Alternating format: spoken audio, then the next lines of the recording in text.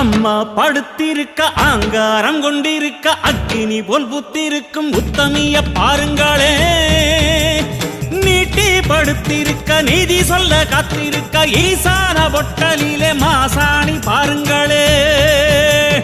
அம்மா படுத்திருக்க ஆங்காரம் கொண்டிருக்க அக்கினி போல் புத்திருக்கும் உத்தமிய பாருங்களே.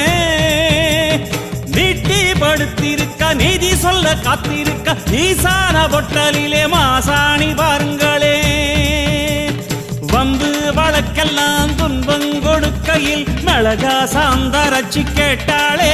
நாம கலங்காம மாசாணி காத்தாளே.